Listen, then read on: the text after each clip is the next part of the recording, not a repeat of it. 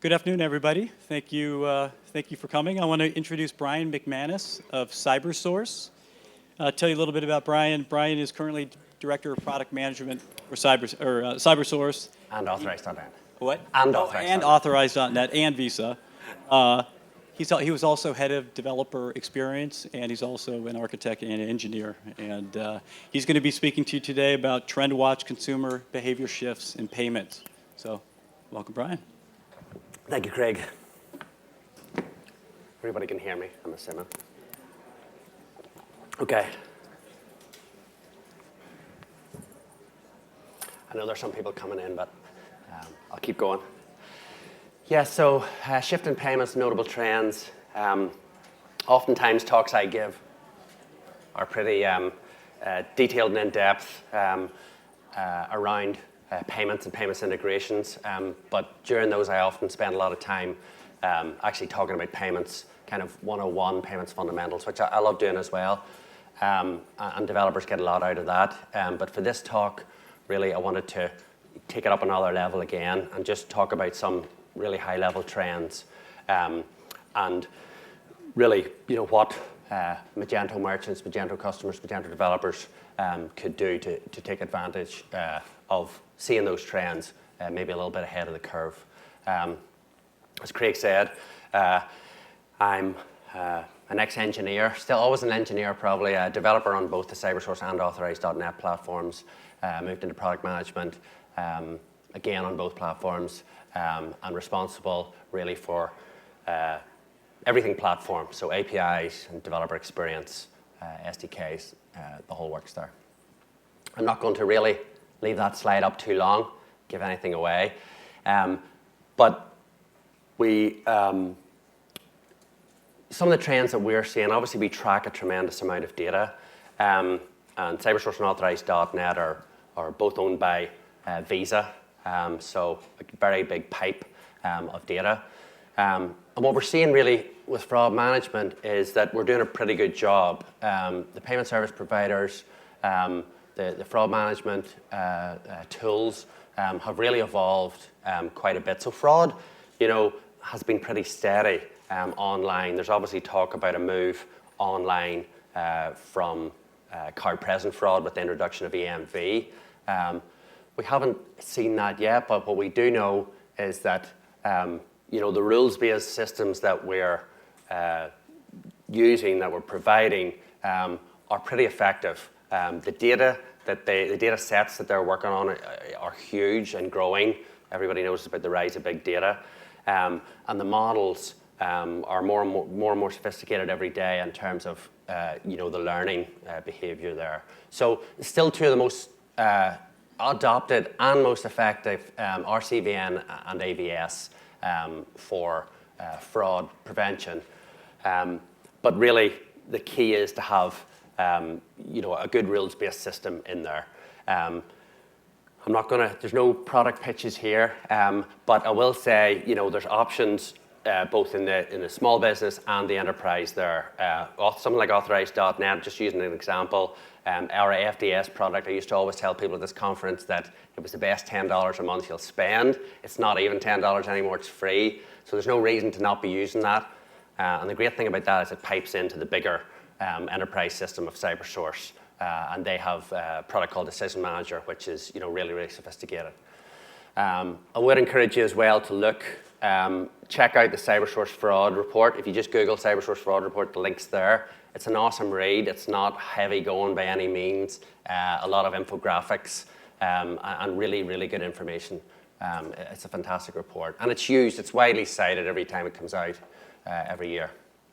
So the takeaway there is that, you don't want to be doing that manual review of orders. If you look at large merchants that we see, they're reviewing about 1 in 10, whereas you look at some of the smaller merchants and they're reviewing like something 2 in 5 or something like that. So there's a big contrast between the number of orders that are going through the rules-based systems, and I would encourage small businesses to look at trying to use those systems more.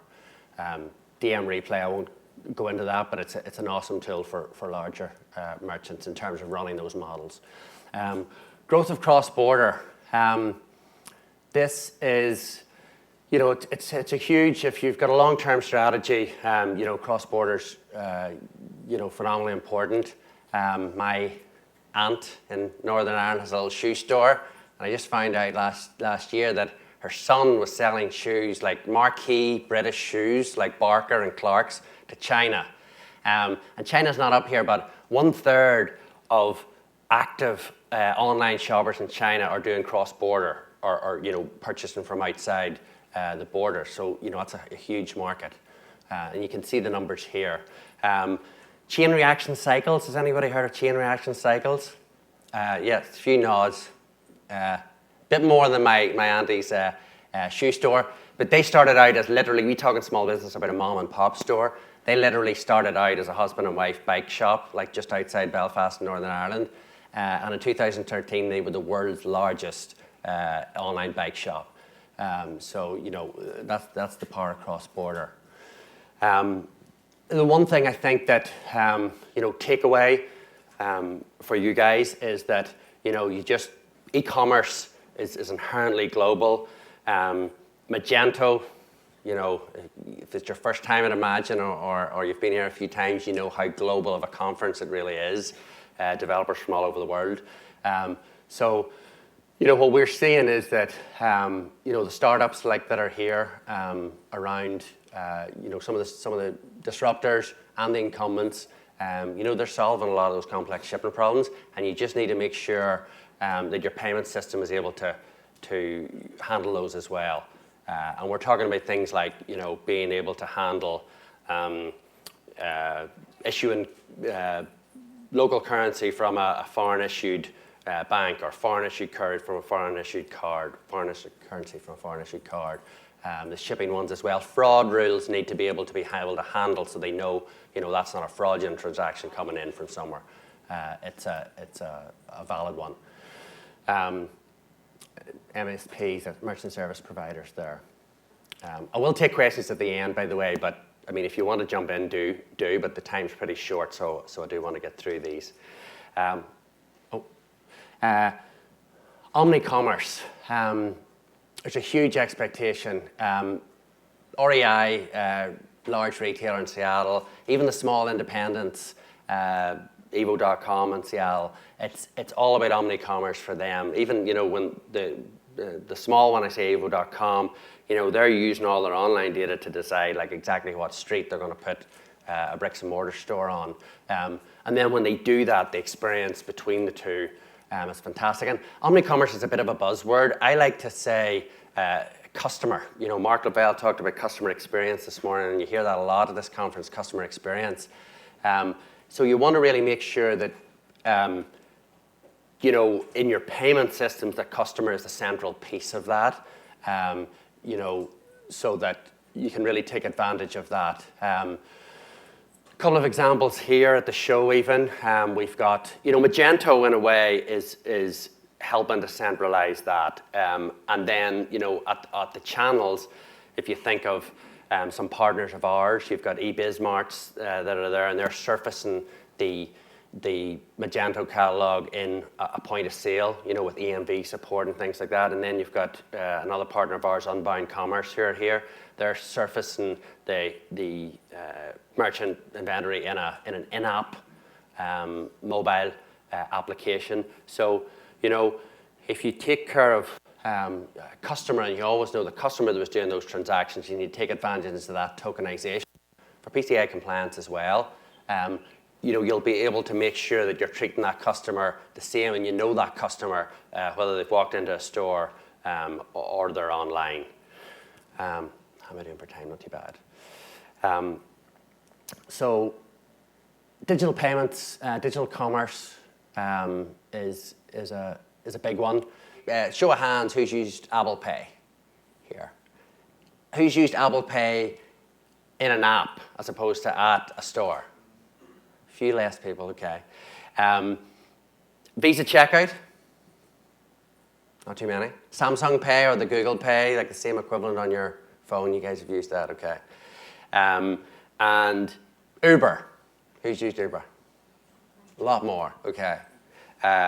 and I think it was Steve Fusco that mentioned Uber this morning. I mean, the payment experience is really, really, fantastic there. I think he had a good phrase, which is, we say a lot as well, which is, consumers, they love buying stuff, but they hate paying for stuff. And he used the example of, of taking out the cash, and that's the point of friction. That's where you say, oh, I'm really paying for this, when you're in a store, as opposed to maybe tapping or something like that. And online, the friction form, if you like, the filling in of the details is that point online. It's the equivalent of cash. It's where you're like, oh no, I'm really paying for this now. So for anybody that used, show of hands again for Apple Pay in-app. Okay, I'm gonna ask you. So what was the app? Delivery. And how was the payment experience?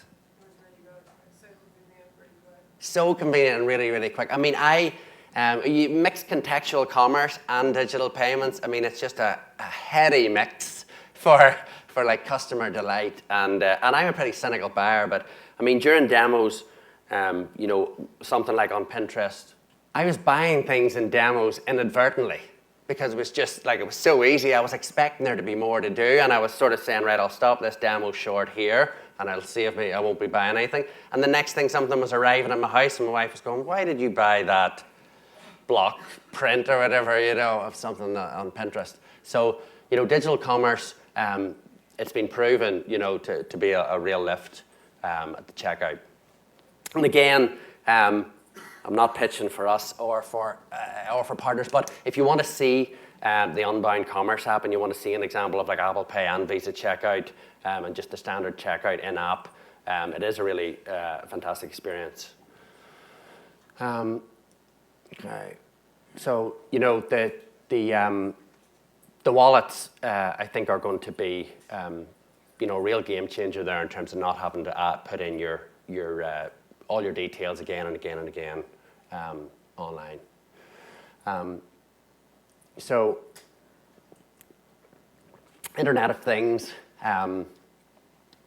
It's this one, is at the far end. We started out with with fraud, mundane but very important. This is very forward-looking, or you might think it's very forward-looking. But has anybody seen the Amazon Dash buttons? Anybody used the Amazon Dash buttons? Yeah. I don't think they have one for Scotch quite yet, but you do feel like they're. I was in a conference where they showed that, and the guy next to me said, "Do they have one for Scotch?" But I mean, that's Internet of Things. That's a connected device. It might look like a little plastic button, but it's a Wi-Fi connected device, and it might be stuck to your washing machine for your powder, but it's effective. It's just a click away from your washing machine ordering its own Tide or whatever. Apple Pay, they announced sort of extending that digital payments in a way. You probably saw that they announced paying at the gas station with Apple Pay. ExxonMobil announced that. Now you still have to go out and tap. But again, it's not that far away from the car driving up and the car being the device. The cars will all be connected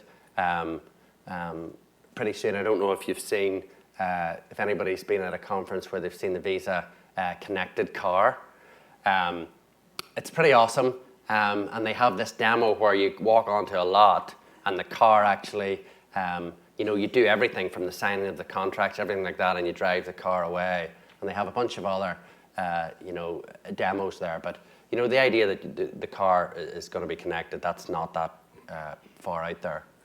And I think the other thing with Internet of Things, it's an opportunity. I think, many people were caught behind with mobile, and I think they mentioned it a couple of times today, mentioned last year and even the year before here, I'd imagine, but, it's still taking a while to sink in, and I think if you get caught behind mobile, it's definitely worth looking to see other opportunities in your business, for any Internet of Things, and make sure that your payments provider is able to deliver those solutions. Thank you.